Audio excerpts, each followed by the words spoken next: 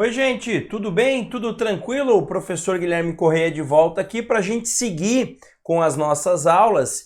E na aula de hoje, trabalhando com o tema dos recursos, a gente vai trazer uma parte bem introdutória dos recursos para depois você já poder estudar pressupostos recursais e estudar também os recursos em espécie que já tem aula aqui no canal, tá? Então, vamos falar hoje sobre conceito e princípios. Eu coloquei ali parte 1 porque eu acredito que a gente precise mais de um bloco para falar sobre esse tema aqui, tá? Então, antes de começar, tem coisa nova no cenário, olha lá, um quadrinho que a Gabi fez para mim na escola de presente de Dia dos Pais e, obviamente, que vem aqui para o meu estúdio. Como diz a Gabi, papai, já tem 3 presentes meus que estão lá no seu estúdio. O Guibô, esse quadro que ela fez na aula de artes e agora o quadrinho de Dia dos Pais, tá? E claro, sempre aqui com a Bruna e a Gabi, o Gutinho que tá meio doentinho hoje, tá? Mas tá aqui firme e forte no meu estúdio também ajudando a gente, beleza? Então vamos lá, sem mais delongas, trazer primeiro o conceito de recurso. E eu vou trazer um conceito aqui do professor José Carlos Barbosa Moreira, né? O saudoso professor José Carlos Barbosa Moreira, que é um processualista que já faleceu, infelizmente, mas que as suas obras parece que continuam atuais até os dias de hoje, né? Quando você lê um texto do professor Barbosa Moreira lá da década de 80, de 70, você lê e você fala assim, nossa, parece que ele está falando algo que está acontecendo agora, tamanho a visão que ele tinha de processo. Eu particularmente sou muito fã das obras do professor José Carlos Barbosa Moreira. E o conceito dele de recurso é um conceito bem clássico e que todo mundo, ou quase todo mundo, gosta de usar, tá? Por quê? Porque ele é um conceito bastante abrangente, traz tudo aquilo que a gente precisa saber sobre o conceito geral de recurso. Então, segundo ele, olha aqui, ó, eu abro aspas aqui, ó, o remédio voluntário idôneo a ensejar dentro do mesmo processo a reforma, a invalidação, o esclarecimento ou a integração de decisão judicial que se impugna. Então vamos dar uma olhada para esse conceito aqui e destacar alguns pontos, tá? Primeira coisa é o fato de ser voluntário, tá? Gente, recurso não decorre de uma imposição legal. O recurso, ele vai acontecer por força de vontade de quem quer recorrer. Então a pessoa que não gostou da decisão judicial, que se sentiu prejudicada pela decisão judicial, que acha que aquela decisão judicial tem que dar uma aperfeiçoada, tem que dar uma melhorada, vai lá e apresenta o seu recurso. Então ela manifesta essa vontade de recorrer, essa vontade de atacar, de desafiar aquela decisão judicial. Por essa razão é que o reexame necessário, que tem aula aqui no canal também, ou remessa necessária, chame como quiser, não é recurso. Porque o reexame necessário, o processo vai sim para o 2º grau de jurisdição. Ele vai para o tribunal naquelas causas em que a Fazenda Pública foi condenada. Claro, com algumas exceções lá, a regra, mas a regra é essa. Mas lá vai, não porque a Fazenda Pública quer, vai porque a lei impõe. Então, por isso, a remessa necessária não é recurso. Se um dia alguém perguntar para você por que a remessa necessária não é recurso, primeira coisa, porque não está previsto na lei como sendo um recurso. E segundo, não é recurso porque não é voluntário. Para que seja recurso, precisa ser um ato voluntário, tá? Vamos continuar a análise do conceito. Idôneo, né? Então, com aptidão a ensejar dentro do mesmo processo. Em resumo, com o recurso, você prolonga o andamento desse processo. Você prolonga o estado de litispendência. Então, quando você recorre, você evita que o trânsito em julgado aconteça. Então, dentro do mesmo processo, você, digamos, joga para frente aquela discussão, leva aquela discussão para mais um órgão judicial quando você recorre. É por essa razão que a ação rescisória, né? Muita gente fala, mas professor, a ação rescisória também ataca uma decisão judicial, ela pode acabar com aquela decisão judicial. De fato pode, mas não é recurso por quê? porque não é a mesma relação processual, não é dentro do mesmo processo. Na ação rescisória, você cria uma nova relação processual. Você inaugura uma nova relação processual. O recurso não, é dentro do mesmo processo, tá? Vamos olhar agora para a finalidade, tá? Finalidade do recurso. Olha lá. Reforma, invalidação, o esclarecimento ou a integração. Prof, eu nunca entendi a diferença entre reforma e invalidação.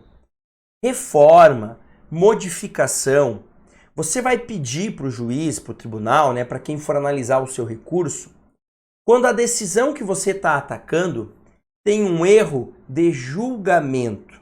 Então, digamos que o juiz fez tudo o que tinha que ser feito no processo, seguiu todo o procedimento regular, seguiu toda a regra do jogo, mas, na tua opinião, na hora de aplicar o direito, na hora de analisar os fatos, ele errou. Ele cometeu aquilo que a gente chama de erro de julgamento. Então vamos anotar aqui, ó. Quando você pede a reforma, é porque o juiz cometeu um erro de julgamento. Então você olha para a decisão dele, você fala, olha, ele ouviu o autor, ele ouviu o réu, ele saneou o processo bonitinho, as provas que tinham que ter sido produzidas foram produzidas, tá? Mas na hora de julgar, ele deu mais valor a uma prova do que outra. Tá tudo certo, ele pode fazer isso? Pode, mas eu não concordo com ele. Entende? Ele pode fazer isso? Pode. Não tem nada de errado. Teve lá 2 depoimentos de testemunha num sentido, 2 depoimentos no outro sentido. Ele concorda com esse. Tá tudo certo. Ele pode fazer isso? Pode. Porque prova é convencimento. Então ele se convenceu mais nesses 2 depoimentos. Eu discordo dele, eu parte. Eu acho que ele tinha que ter ido nos outros. Tá tudo certo. A gente não precisa concordar com o resultado final. Se eu não concordei, eu recorro para o tribunal e pede para o tribunal reformar e digo, tribunal, ele deveria ter dado mais valor para esses depoimentos aqui do que esses, por exemplo, na minha visão. Tá? Ele ouviu uma testemunha e o que aquela testemunha disse para ele convenceu ele de que aquele fato ocorreu. Mas para mim não convenceu. Beleza, tá tudo certo. O juiz tem essa liberdade de olhar para a prova e chegar a uma conclusão. Tá tudo certo. Eu não preciso chegar à mesma conclusão que ele com a mesma prova. Cada um vai concluir uma coisa. É como você vê alguma coisa acontecendo. Você vê um fato da natureza, você vê uma discussão de 2 pessoas. Talvez a tua análise daquela discussão seja diferente da minha análise. Eu vejo 2 irmãos, sei lá, se xingando, mas que você sente. Eu já tenho irmão, eu sei que é um xingamento que na verdade é bobeira. Eu sei, eu conheço, porque eu tenho irmão, já fiz isso com meu irmão. Talvez quem não tenha essa visão. Então cada um vai ter uma percepção do mundo, das coisas e da prova dos fatos, dos autos. Agora, quando o juiz viola uma regra de procedimento, aí é diferente. Vamos imaginar, o juiz ouve o autor, abre prazo para ouvir o réu apresenta a contestação, tá? O réu pede produção de provas, o juiz ignora esse pedido e já sentencia. Opa! Como é que ele ignorou o pedido do réu de produção de provas? Ele tinha que ter analisado esse pedido. Ele podia ter deferido, indeferido, mas tinha que ter analisado. Então houve um problema no procedimento aí. Eu olho para a sentença do juiz e noto que ela não está fundamentada. Opa! Toda sentença tem que ter relatório, fundamentação e dispositivo. Certo? Certo. Ele não fundamentou, então ele não cumpriu com uma das regras de procedimento. Então ele errou nesse aspecto aqui. Então é um erro de procedimento. Então, uma sentença que não foi fundamentada, não é que eu acho ela errada do ponto de vista do julgamento. Ela é inválida, ela é nula, porque ela tinha que ter sido fundamentada. Um processo judicial que não se respeitou o contraditório e gerou uma sentença, da mesma forma, é um processo judicial que teve um probleminha procedimental, um erro de procedimento.